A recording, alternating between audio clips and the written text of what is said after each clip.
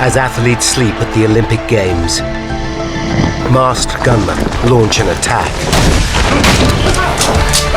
The terrorists kill 2 people and take 9 hostage. After hours of negotiations, a desperate rescue operation is launched. Now they are going to kill these people. But it ends in catastrophe. Suddenly, whoop, and all bets are off. 17 people are dead. All of the Israelis taken And the world faces a terrifying new reality. No one is safe from terrorism.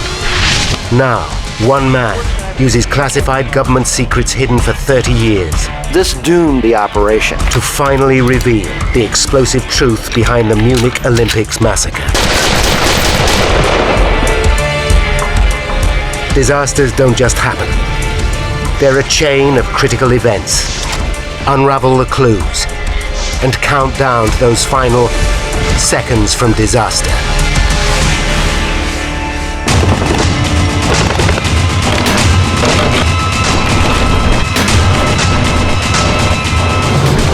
The hostages on board this helicopter think they're being flown to freedom. In truth, they're being flown to certain death.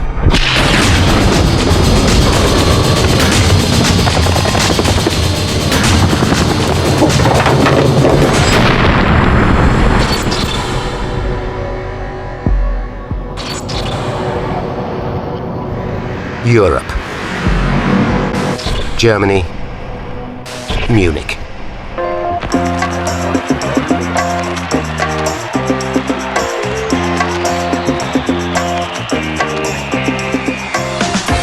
The Olympic Games in Munich are underway, a festival of international competition. 900 million viewers in 100 countries watch in amazement as American swimmer Mark Spitz wins 7 gold medals, and Soviet Olga Korbut enchants the world with her dazzling gymnastics. The presence of a team from Israel is highly significant. The sight of Jewish athletes attending a German Olympics symbolizes the whole spirit of the Games.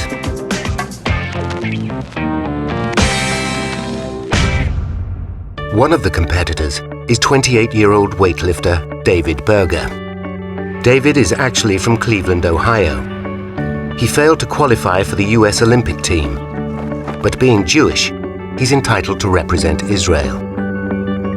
The law graduate has little chance of a medal, but he doesn't care. He simply wants to compete.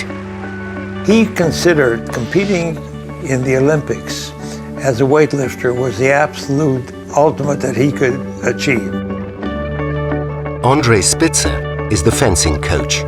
For him, participating in the Olympics crowns the greatest time of his life. A year earlier, Andre got married. His wife, Anki, gave birth to their first child just 5 weeks ago. We were a young couple, very much in love. And we just had a beautiful baby daughter was born. So what could go wrong? Nothing. Andre and David are staying with the rest of the Israeli team in the Olympic Village. It's a vast, purpose-built complex, housing 10,000 competitors, coaches and officials. Israel's male athletes are housed in Block 31 on Connollystrasse, near the edge of the complex. Although there is goodwill in the village, the world outside is going through a volatile time. Terrorists are creating bloody turmoil. A Palestinian faction known as Black September is particularly ruthless. In the last year, the organization has assassinated the Jordanian Prime Minister and hijacked a passenger jet bound for Israel.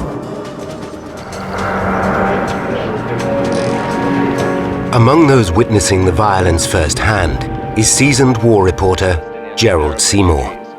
Gerald Seymour, ITN, Amman. But now Seymour is covering the Olympic Games. It should be easy, a welcome break from the ceaseless brutality. The idea that one would be sitting on a major event of violence, one of the iconic moments of that whole century, there was no way that anything like that was in our thoughts.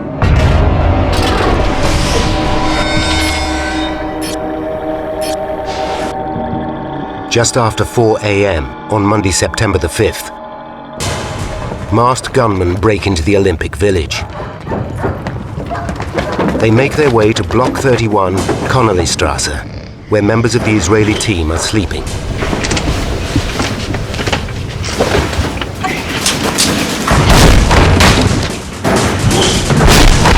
They burst into the athletes' bedrooms. In the chaos that follows, 2 athletes are shot. Weightlifter Yosef Romano bleeds to death. Then, the gunmen dump the body of wrestling coach Moshe Weinberg on the walkway outside. They take 9 Israeli athletes hostage.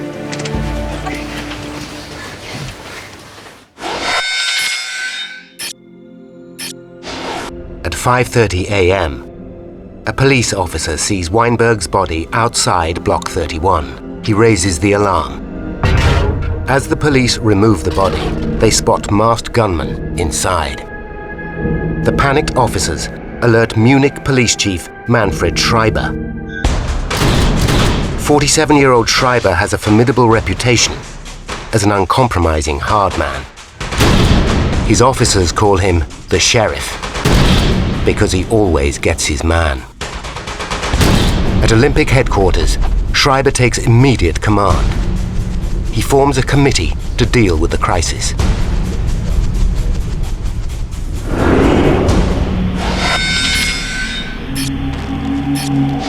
At 6 a.m., Schreiber is presented with 2 demand notes from the gunman, dropped from a window of the Israeli apartment. The first sheet announces that the killers are members of Black September. The second is a list of 234 Palestinians jailed in Israel. The terrorists demand that Israel's government release all the prisoners by 9 a.m. in just 3 hours' time. If the Israelis refuse, they will kill more hostages. Schreiber immediately sets up a hotline to the Prime Minister of Israel, Golda Meir. At 6:20 a.m., the world awakes to the sickening news. Violence has spread to even the most peaceful of international events. This is an ITN newsflash from the Olympic Village in Munich, where early this morning armed Palestinian guerrillas... The media reports that several Israeli athletes have been taken hostage. 2 are dead. 1 is reported as the boxing coach. This sets alarm bells ringing for Anki Spitzer.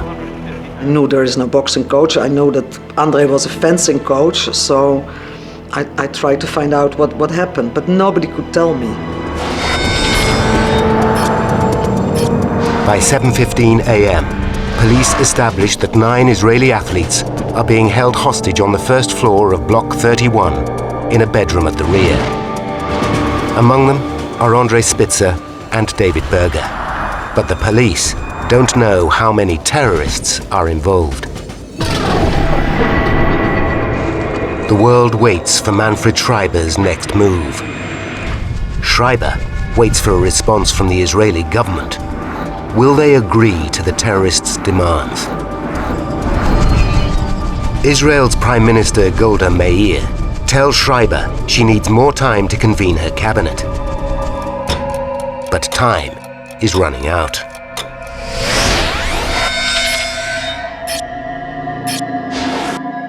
At 8:45 a.m., the terrorists have threatened to shoot another athlete in just 15 minutes.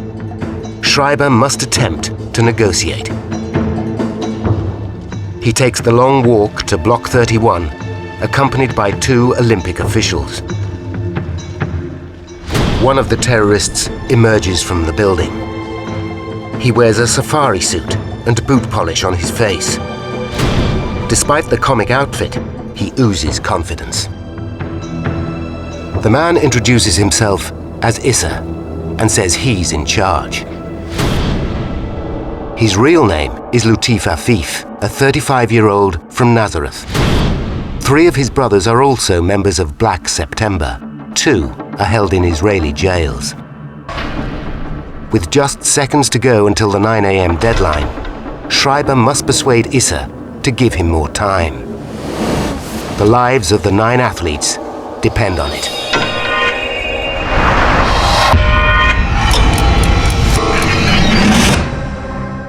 At 9 a.m., terrorists warn they'll shoot one of 9 Israeli athletes taken hostage at the Munich Olympics.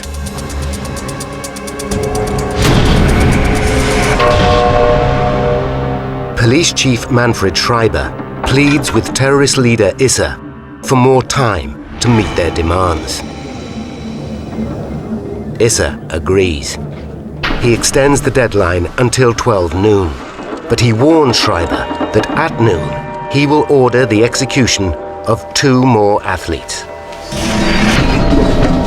Schreiber has 3 hours to persuade the gunmen to surrender, or Israel to release Palestinian prisoners. By now, the siege is a media frenzy. 4,000 journalists and 2,000 TV crews are in Munich. At the Olympic Stadium, the games continue as normal. But there's only one story in town. Arab guerrillas have invaded the male athletes' housing area, killed 2 Relatives of the captured athletes keep vigil by their TVs. It was totally unreal that you were watching a B-movie someplace and that everything was going to turn out all right. 11 a.m.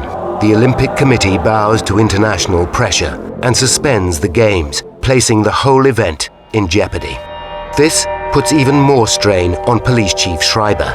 Now, he must save the Israeli athletes and the Munich Olympics. 11:15 a.m. Finally, Schreiber's wait is over. Israel comes back with its answer. It will not give in to the terrorists' demands. It will not release a single Palestinian prisoner. Schreiber realizes that the siege can only be ended by force. But to launch an assault, he needs one crucial piece of intelligence. Schreiber must find out how many gunmen are inside Block 31. He must buy more time.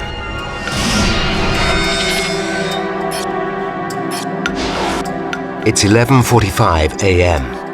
In 15 minutes, the terrorists will shoot 2 more athletes. Schreiber has nothing to bargain with. He decides to engage Issa in a deadly game of bluff.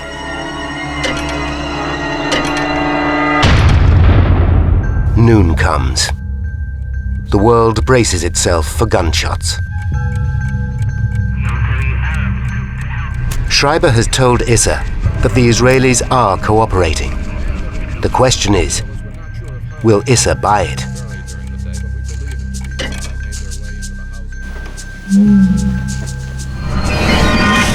The gamble pays off. The terrorists don't shoot. Schreiber keeps the bluff going through several deadlines all afternoon. For Anki Spitzer, it's terrifying. It's like dying a little bit. Every deadline you think, now it's going to happen, now they are going to kill these people. By 5 p.m., Schreiber still doesn't know how many terrorists are inside. Then, finally, he gets his chance.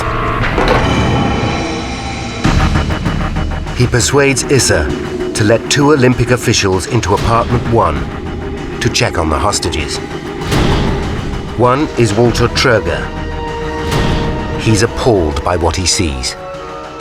When we entered the room, we saw covered a corpse, a lot of blood at the walls, and the 9 friends from Israel, they had fear. They knew that they were in a terrible and a nearly unsolvable situation. Tröger's been set a vital task by Schreiber: to count the gunmen. When I came to that room with Issa, I saw 4 gunmen, and there might have been a 5th one.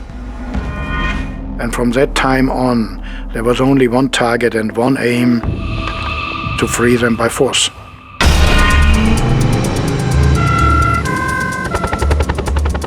Finally, Schreiber knows there are 5 terrorists. He responds immediately, ordering policemen armed with machine guns onto the roof of Block 31. Ankie Spitzer has now spent 10 hours watching and waiting. She's desperate for it to end. I was rather pleased because I was, at least somebody was doing something, you know, somebody was trying to take action. As the armed officers get into their positions, the terrorists seem to sense what's coming. Schreiber gives his men an order. To the amazement of all, it's an order to retreat.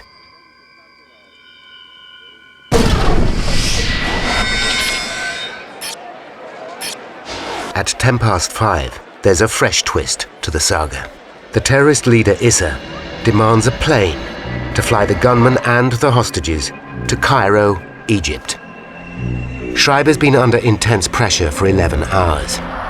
Now he's presented with the chance to take the siege out of the Olympic Village. Schreiber agrees to Issa's demands.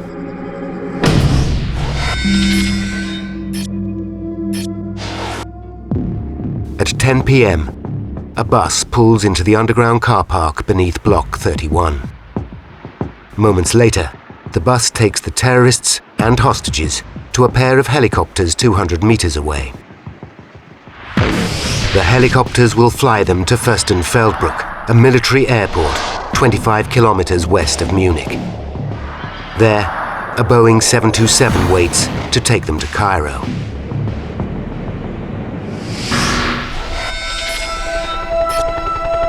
At 10:05 p.m., TV cameras capture the helicopters leaving the Olympic Village. I thought to myself, André is sitting in that helicopter and he's probably so fearful that he doesn't know what is happening and where he is going. As the helicopters disappear, the media circus and spectators head to the airport. Among them, Gerald Seymour. And that was rather a sort of evening picnic carnival atmosphere. Lots of people there, all waiting for a little bit of a show, which is going to be an airplane taking off. What the spectators don't know is that Police Chief Schreiber has no intention of letting the terrorists fly anywhere. At the airport, he's set a trap. 5 snipers wait for the helicopters to land. 3 on the control tower. 2 70 meters away on the airstrip.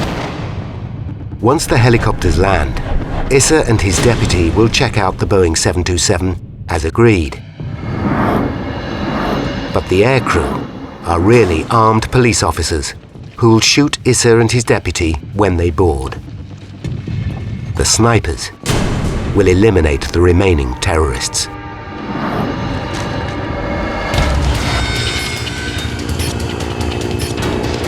At 10:30 p.m., the helicopters land. Outside the airport's perimeter fence, reporter Gerald Seymour struggles to see in the dark. The minutes go by, there is nothing to photograph. On the airstrip, Issa and his deputy board the plane. Then, get back off. Sniper 3 gets Issa in his sights and waits for the order to shoot. Suddenly, whoom! And then we're seeing the bursts of tracer. And all bets are off. The whole situation has suddenly changed. The snipers fail to eliminate the terrorists. A furious gun battle erupts. Tied together in the helicopters, the athletes can only pray.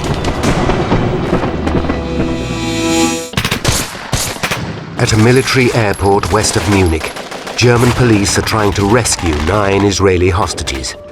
For 30 minutes, they exchange fire with the terrorists.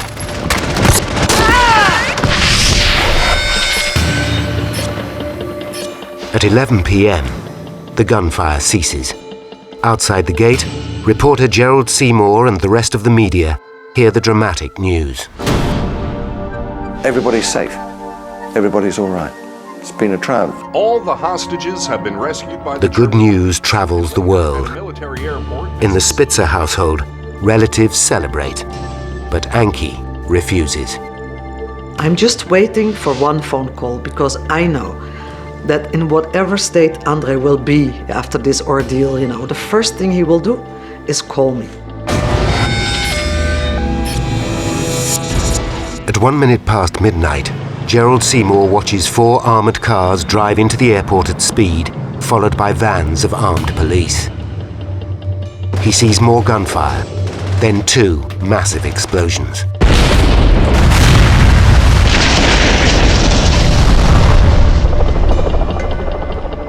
When the armoured cars return, Seymour realises that the good news was premature. Big gates open, and the lights are on the face of the young officer NCO, and the lights show the glistening of the tears that stream down his face. And that's the sign to us all that it's a disaster. The world waits to learn exactly what happened. At 3:17 a.m., the media reveals the full scale of the carnage. All of the Israelis taken hostage at the Munich Olympics are dead. The 9 men were killed during a rescue For operation. relatives, hope turns to numb grief. We turned all the lights off in this house and went to bed. You don't think, you don't feel, you just react. After something like this happens, I was very angry and I wanted something to be done,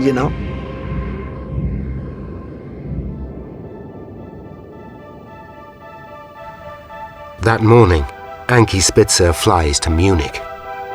She visits apartment 1, where her husband spent his last day. Once there, she makes a vow. I just stood there and said to myself, I will have to tell the world that this is what happened, so that nobody will ever forget that this happened, so that it will never happen again. The truth of what happened that day remains shrouded in mystery. Many key witnesses are dead. Others are sworn to secrecy. As a result, questions still persist as to how the rescue attempt went so disastrously wrong. For 20 years, Anki Spitzer hounded the German authorities for their official report about the Munich massacre. They denied its existence. Then, in the early 1990s, an anonymous source started sending her pages of the government's investigation. She now holds the entire report of 3,800 files. Anki wants it analyzed and responsibility for the disaster publicly acknowledged. It's about time that somebody really, got a good look at all this so that you can see what mistakes were made by the German authorities and make justice, historical justice, and take the responsibility. Now, by going deep into the top-secret German investigation, we can reveal the facts behind the disastrous rescue plan. A plan that shames the German authorities. One man has agreed to come to Munich to analyze the classified report for Anki. Leroy Thompson is an expert in resolving siege situations. Thompson is a former US Army officer who was injured on an exercise in Russia.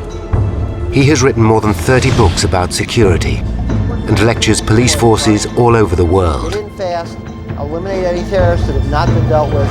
Thompson has a professional interest in the Munich Olympics. He was a security advisor at both the Athens and Barcelona Games. The first question is, how did the armed terrorists break into the Olympic Village in the first place? In Thompson's experience, the Games are the most heavily policed and security-conscious sporting event in the world. Anki's copy of the official report states that the 1972 Games were policed by 2,000 security guards. and the entire village was surrounded by a 2-meter-high wire fence. If true, how did the terrorists enter with such ease? There's one way to find out. Thompson tracks down Olympic organizer Walter Troger. Troger reveals that although on paper security sounds impressive, it was in fact deliberately relaxed. The security concept has been not to show arms, to have security people, but in civil uniforms, no weapons around. This was a concept to show the friendly, the peaceful Germany. But British reporter Gerald Seymour is more scathing. Nothing was forbidden. It was open, friendly, warm. Result, the Olympic Village was wide open. Security basically did not exist there. Once inside the village, how did the terrorists locate Block 31? And how did they know the exact apartment that housed the Israeli team? Today, the Olympic Village is a vast residential housing estate, and Block 31 Connollystrasse still exists, if, that is, you can find it. It is a very confusing maze of buildings, and I think it drives home that the terrorists had certainly done a recce and possibly had assistance in locating number 31 Connollystrasse. Thompson goes back to the official classified report for further clues and has a breakthrough. He discovers that in the weeks leading up to the Games, terrorist leader Issa and his deputy were employed as construction workers in the Olympic Village. This gave them the perfect cover to plan their attack in minute detail.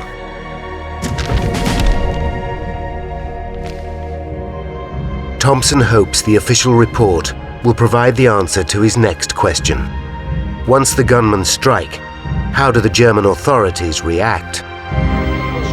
Their first step was to set up a crisis committee. What Leroy wants to know is who was on that committee, who was making the decisions, and what experience did they have. The committee is made up of 3 key decision-makers. Bruno Merck, the Bavarian Interior Minister, Hans-Dietrich Genscher, the Interior Minister of West Germany, and Manfred Schreiber, Munich's Chief of Police. The list does not impress Leroy. There are 2 politicians and just 1 tactician. Politicians have an agenda that's usually related to getting reelected, satisfying constituencies, making themselves look good. Things that are separate from trying to deal with an incident and making decisions that may be hard decisions. Only Schreiber has the experience to deal with the situation. But as Thompson discovers, Schreiber makes a series of critical mistakes. Mistakes like his failure to spot a vital flaw in the terrorists' weapons. Hostage expert Leroy Thompson is studying surveillance photos from a classified German report about the massacre at the Munich Olympics. He immediately identifies 2 key intelligence points. Points, it seems, that Police Chief Manfred Schreiber missed. The first is that all the terrorists wear disguises. This is a clear sign they intended to survive the operation. If they were committed to dying, they wouldn't bother hiding their true identities. It's a key point for negotiators because that means that they should be willing to maybe make some concessions to attempt to negotiate a solution that will let them live and leave.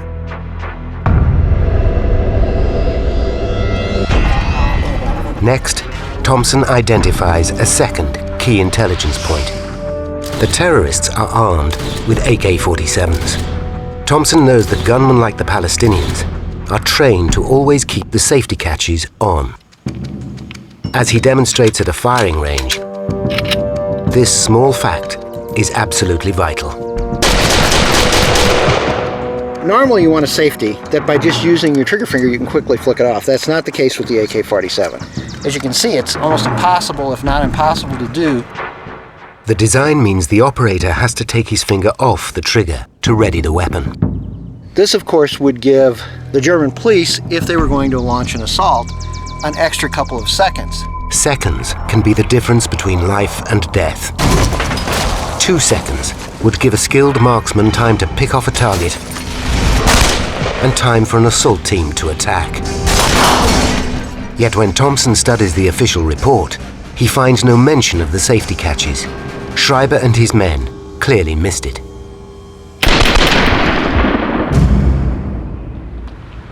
To get to the bottom of the next mystery, Thompson studies the television archive. He wants to know why Schreiber doesn't clear the entire area of media and spectators. Thompson explains it's the first rule of tackling a hostage situation. The reason is simple. An AK-47 is an automatic weapon with a magazine that holds 35 rounds of ammunition. And they had multiple magazines, and it's not impossible that dozens and even up to 100 people could have died had they really started shooting. Schreiber's failure to clear the area is a mistake, but there's far worse to come. For Thompson, the key to resolving any hostage siege is to know your enemy. Schreiber needs to know exactly how many terrorists are inside Block 31. Only then can he plan a successful assault. Thompson knows Schreiber had one excellent opportunity. Just after 5 p.m., he persuades Issa to let 2 Olympic officials into apartment 1 to check on the condition of the hostages. The officials report seeing 5 terrorists. This is the information Schreiber has been seeking. He now launches his assault plan. To analyze the assault, Thompson studies archive footage of the armed German policemen climbing onto the roof of Block 31. He's not impressed. They were uncomfortable in the way they were climbing across the roofs. They weren't doing it, what we say, tactically, which means using every bit of cover, moving in such a way that they're always ready if they have to engage the terrorists. They were holding their weapons in a manner that didn't show they were used to using those weapons at close quarters. So who was this assault team? And why, just as they were poised to strike, were they ordered to retreat? To find out, Thompson tracks down Heinz Hohensen, one of 13 officers who scaled the roof that day. He is shocked to learn that the assault team was made up of regular street cops. We were officers who worked the street. There was nobody else. No anti-terror unit existed, which is why it was only us who were suitable for this task. As the police officers wait for the order to attack, their boss Schreiber notices something odd. The terrorists seem to be reading his every move. We were still on the roof when we were informed that our operation was very likely to be abandoned. Schreiber suddenly realizes that preparations for the assault are being filmed, and that the terrorists are watching every move live on TV. He aborts the operation, much to the relief of his officers. Probably all of us would have been killed in the bloodbath.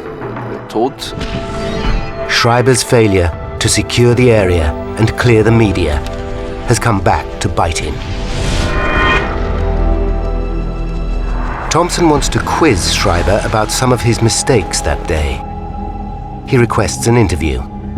Schreiber declines. So Thompson decides to do some research into the man they call the sheriff. Deep in the vaults of a daily Munich newspaper, he discovers a file on Schreiber. And with the help of a translator, he makes an astonishing discovery. In August 1971, a year before the Games, Schreiber played a key role in another hostage crisis. During a failed bank raid, 2 armed men took 17 people hostage. After a tense standoff, Schreiber ordered a marksman to open fire. 1 bank robber is injured, but not fatally. As a result, the robber shot an innocent woman, dead. Schreiber was charged with involuntary manslaughter. 4 months later, the charges were dropped, but Thompson suspects that the incident affects Schreiber's judgment. He may not have been willing to make the call that it's time for us to use lethal force to settle this incident now. So the lives of the 9 Israeli hostages lay in the hands of one compromised police chief and 2 politicians. Thompson is beginning to understand why the operation at the airport went so disastrously wrong.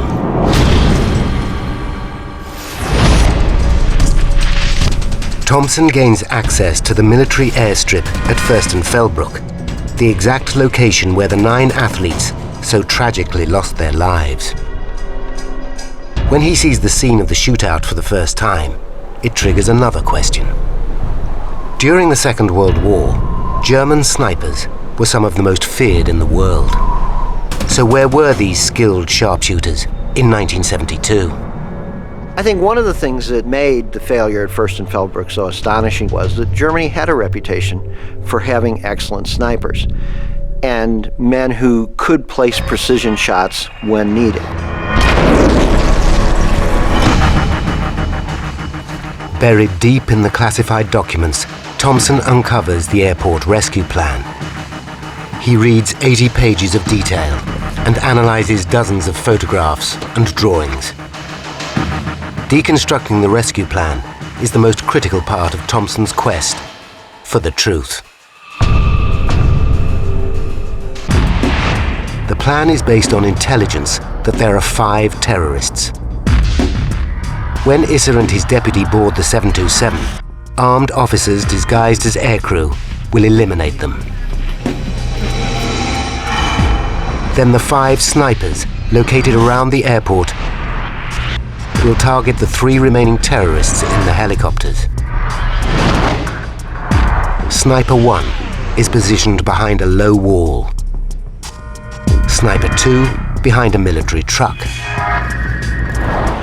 And snipers 3, 4, and 5 are positioned on the control tower with a clear view of the airstrip. Thompson believes that the key to the plan's success is the sniper behind the low wall. Using a laser rangefinder, he works out that Sniper 1 was just 50 meters from the terrorists. Those terrorists standing outside the helicopters, he was behind them. He should have been able to very quickly at that range eliminate those terrorists. But as the helicopters come into land, the plan begins to unravel. The armed officers on board the Boeing furiously debate their chances of shooting Issa and his deputy as they board. Heinz Hohensen was one of the officers on the plane. He regarded the plan as a suicide mission. If the terrorist leader had detonated his hand grenade near the fully fueled aircraft, all of us would have been blown to pieces. The officers take a show of hands and vote to abandon the operation. Their decision leaves the rescue plan in tatters and shocks Thompson. Based on military and law enforcement people I've worked with, they would not have at the last minute said, well, I don't think I'm going to stick around while these hostages are here. I'm just not doing it. I just find that astonishing.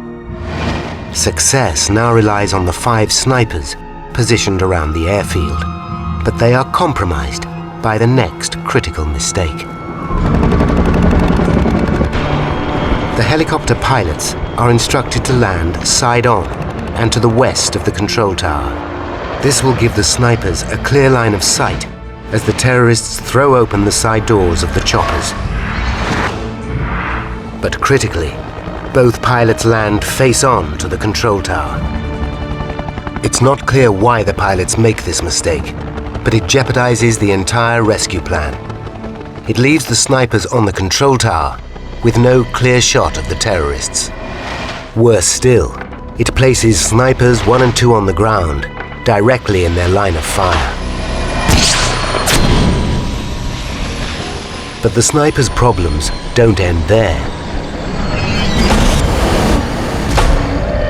The airfield is lit by only 3 floodlights. It is too dim for the snipers to clearly see their targets. They must fire, virtually blind.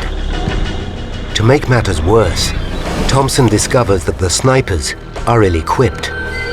They are not issued with night vision goggles, bulletproof vests, or even steel helmets.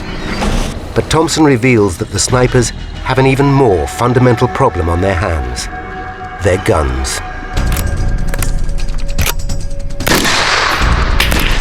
The marksmen at Fürstenfeldbruck were armed with G3 rifles. Thompson believes this was the wrong gun for the operation. The G3 rifle, it's not designed as a precision sniper rifle. They're designed to be quickly thrown up, placed on a man moving on a battlefield, and a round fired. The problem with the G3 rifle is the sights. For use as a sniper rifle, these sights are fairly rudimentary. It does not lend itself to the precision to place a shot accurately within a couple of inches in most circumstances, especially in low light, such as at Fürstenfeldbruck. But what is baffling is that in 1972, Munich police had a more effective sniping weapon in its armory, the Steyr SSG-69. Thompson demonstrates why the Steyr's telescopic sights would have given the snipers a far better chance against the terrorists. It has a crosshair which allows one to place the shot exactly where one wants it. Now, at night, the scope actually helps gather light, which of course would have been a critical aspect in shooting in low light at Fürstenfeldbruck. So, the snipers were armed with inferior G3 rifles. But who were these snipers in the first place? They were all regular policemen. By delving into the history books, Thompson discovers that in 1972, West German law forbids the military from getting involved in domestic armed conflict. The German army's expert snipers were unable to offer their skills. I mean, I find it unforgivable that the German police had not trained at least some snipers to fill that gap. But the real reason that the situation ended in disaster comes down to one crucial piece of information, a mistake that should never have been made, a mistake that cost the lives of at least 9 people. Leroy Thompson is investigating why the German police failed to save 9 Israeli hostages at the 1972 Munich Olympics. Ultimately, the disaster came down to a single miscalculation. Just after 5 p.m., Olympic official Walter Tröger is granted access to apartment 1 to check on the hostages. Tröger emerged with critical intelligence. He saw 5 terrorists. Manfred Schreiber, Munich's chief of police, bases the entire rescue operation at the airport on this information. But Tröger was wrong. In fact, there were 8 gunmen. And to cap it all, the German authorities knew this 30 minutes before launching their rescue plan. At 10 p.m., as the terrorists and their hostages are transported to 2 helicopters, German officials clearly see not 5, but 8 terrorists inside the bus. But the rescue plan wasn't changed to allow for this new intelligence. No one even told the snipers at Fürstenfeldbruck.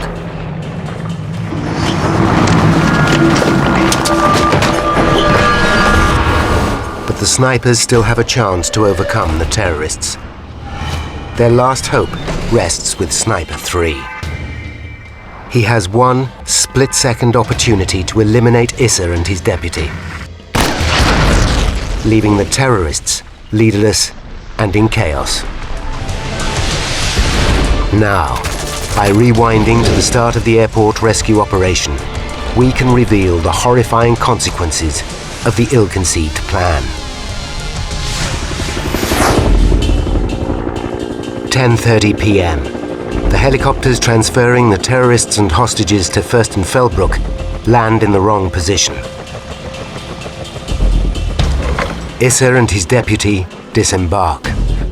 They walk to the 727 as planned. They climb the steps of the plane and walk inside.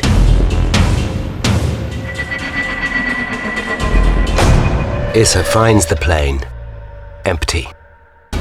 He runs back to the choppers, shouting to the others that it's a trap. Sniper 3 waits for the order to shoot Issa. With no telescopic sights and poor lighting, he struggles to see his target.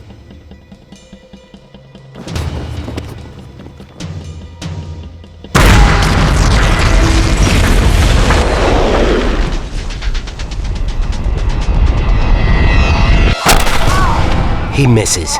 He shoots Issa's deputy in the thigh. Issa makes it to safety and orders his men to attack the airport building. A furious gun battle ensues. The snipers now realize there are 8 terrorists. Snipers 1 and 2 find themselves pinned down by the gunfire of snipers 3, 4, and 5. They can play no part in the shootout. It's now 3 snipers against 8 terrorists.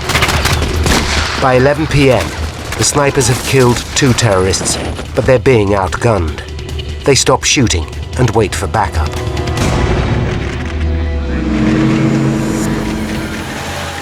At 12:01, after a delay of 1 hour, 4 German armored cars race onto the airstrip. This panics the terrorists. One opens fire on the 4 hostages in helicopter 1. He then detonates a hand grenade.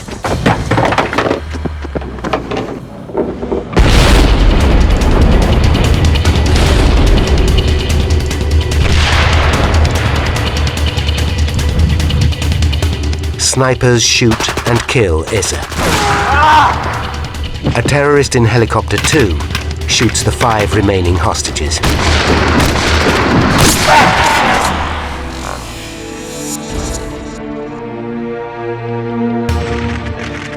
At 12:30 a.m., the shooting stops.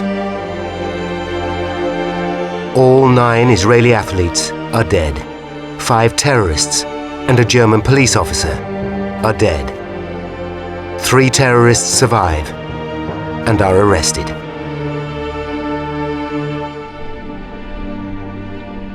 Hours later, Police Chief Schreiber insists his actions did not cause the deaths of the athletes. But it's what Schreiber failed to mention that is the final piece of the tragedy. 2 months earlier, one of his own men warned him that terrorists could target the Olympic Games. In 1972, Georg Sieber was a forensic psychologist working for the Munich police. He predicted the attack down to the last detail. My prediction was that if the Palestinians interfered with the games, they would deploy their typical methods. Attack before sunrise. Split up the group into an advance party and a rear guard. Get through the door with or without bloodshed. Georg Sieber's warning was ignored. As a result, 14 Israeli children are left fatherless. Ben Berger finds consolation that his son died fulfilling his lifetime's ambition of competing in the Olympic Games. The only thing that I console myself with sometimes, that I think if David knew that things were going to end the same way, he would follow the same path. That sounds strange to say, but I always felt that way. Ankie Spitzer now knows how and why her husband Andre died at Munich. But nobody has ever accepted responsibility for his death. I only know one thing, that my 5-week-old daughter had to grow up without a father, and I lost my husband, and I think somebody is responsible for that.